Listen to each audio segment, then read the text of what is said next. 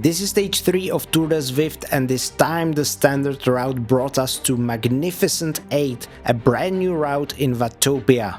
It's 29.3 kilometers long and has 156 meters of elevations, basically tucked into a single climb, the hilly KOM reverse that's coming very early in the race. This stage is the flattest one of the 6, which means that besides this climb, this stage is going to be pretty flat. And that can be an advantage for me, so obviously I'm sticking with the front group once again, racing this group ride with like-minded people, hoping that the hilly KOM reverse wouldn't throw wrench into my efforts. A big group at the front wasn't really a surprise at this point. I'm using the flat sections of the race to wipe my face off, and I'm trying to also hydrate as well as possible.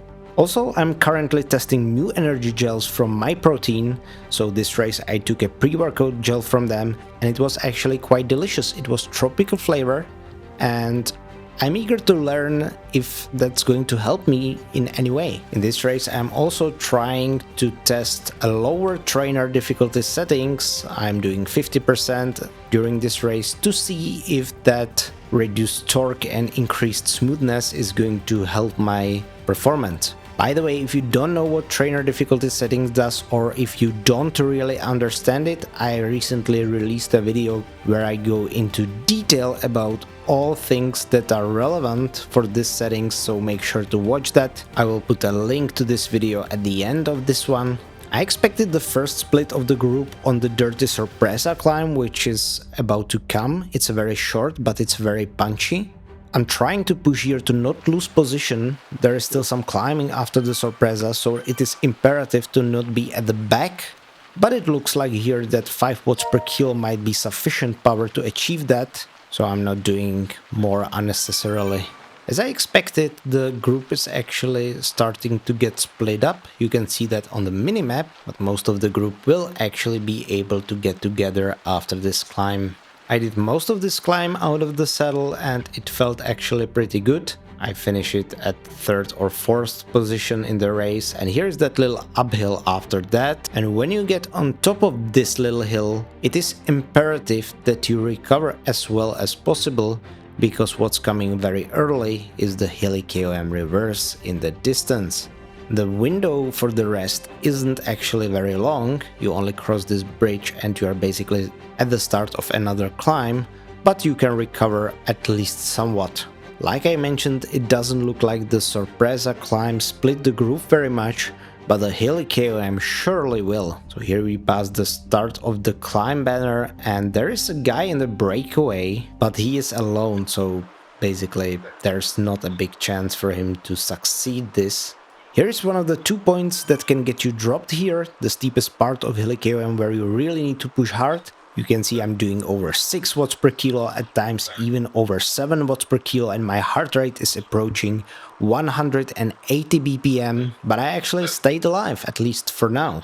And the second spot where you can get dropped on this climb, and probably the most treacherous part, is coming right after this corner. The terrain looks like you can actually rest quite a bit. It goes downhill for a little bit and the following uphill doesn't look very steep, but if you misjudge your effort and rest too much, the group will drop you. You can see that I have actually popped aero boost because firstly, I have a personal experience that this is a dangerous point on the climb, and secondly, it looks like the front is getting away. It looks like though that for now the worst danger is over. The climbing still hurts, sure, but it is now only a matter of keeping up the effort for another minute or 2.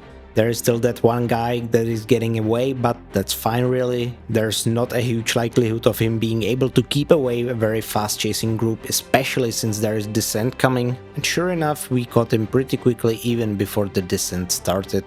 Final push to the finish of the climb, and I can say I managed to survive the hardest part of this race. As usual, I'm going to try to recover as well as possible on the descent. Thanks to my weight, I fortunately don't need to really pedal that hard on the descent. But as you will see at the results page, this group is mostly A riders with racing score around and over 700, so I am definitely punching above my head here. We are now doing the short flat section before entering the desert. And if I ever thought that this race would get easier on the flats, I was sorely mistaken.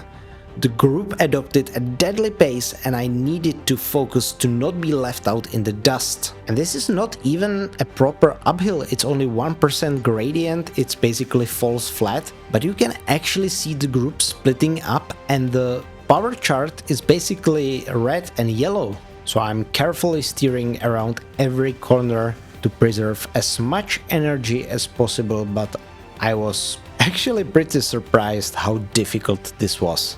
I think it is very easy to be caught in the perception that staying in the draft on flat road is very easy actually, but if there are very strong riders at the front, which there are now, it's actually pretty difficult for me to stay even in the draft.